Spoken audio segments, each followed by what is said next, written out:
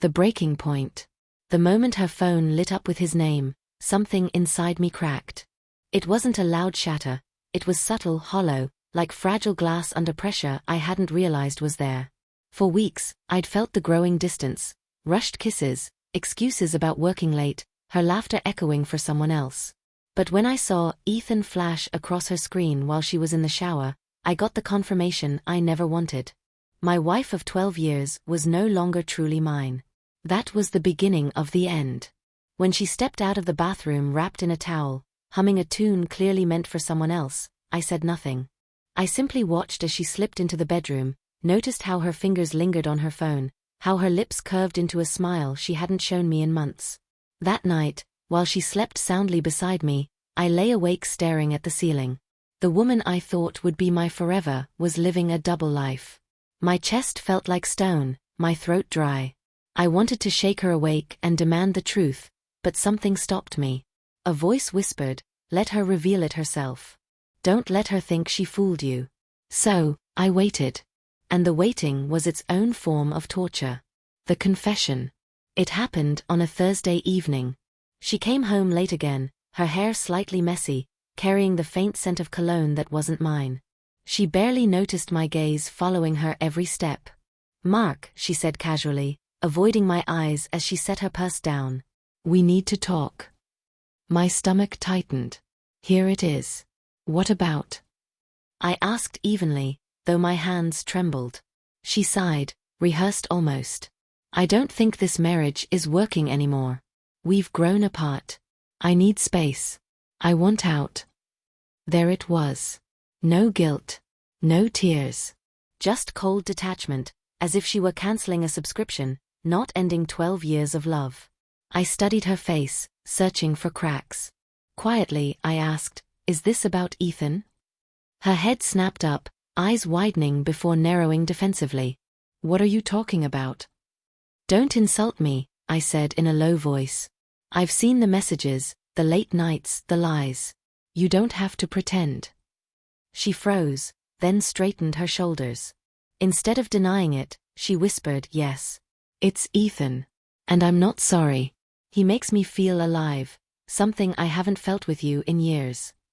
Her words cut deeper than any blade. Not because of Ethan, but because of how little she cared about breaking me. I didn't beg. I didn't yell. I didn't cry, not then. I just nodded slowly, stood and said, "If that's what you want, you're free to go." She blinked, clearly expecting a fight. "That's it? You're just letting me go? What else is there to do?" My voice was steady even as my insides collapsed. "You already left me, Emily. You just needed to say it out loud." The aftermath. The next week blurred into silence, paperwork, and separate rooms. She packed her belongings, moving in with Ethan as if 12 years could be folded neatly into a suitcase.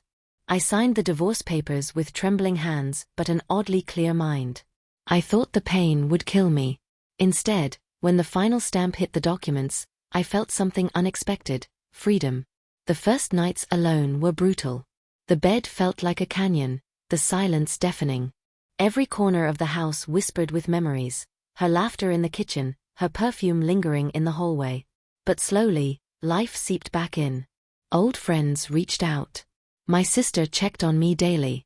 Even my dusty guitar found its way back into my hands. I wasn't healed yet, but I was breathing again.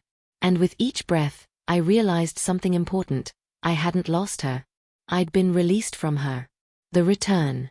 A month later, on a Saturday afternoon, I heard a knock at my door. Opening it, I found Emily standing there. Not glowing like she once did with Ethan, but uncertain, almost fragile. "Hi, Mark," she said softly, as though that one word could erase everything. I leaned against the doorframe, arms crossed. "What do you want?" "I just wanted to see how you're doing," she murmured, eyes flicking past me into the house that used to be hers. I raised an eyebrow. "Why? You made it clear you didn't care." She swallowed hard, then asked the question that revealed her true reason for coming. "So, is there someone else? Have you moved on?" The irony almost made me laugh. She had left me for Ethan, and now she wanted to know if I'd replaced her. "Yes," I said simply, though not in the way she imagined. Her face fell. Who? I stepped closer, meeting her eyes with calm conviction. Me. I replaced you with myself, the version of me you buried under your lies. I'm focusing on me now, Emily. My happiness doesn't depend on you anymore. Her eyes widened, blinking rapidly as if my words hit harder than any insult. Mark. I made a mistake. Ethan, he's not. Stop. I cut her off. You don't get to rewrite this. You chose him. You ended us. And I chose freedom. Don't come back here looking for something you threw away. Her lips trembled, tears glistening in her eyes. For the first time, I saw regret etched on her face. But it was too late. Wholeness.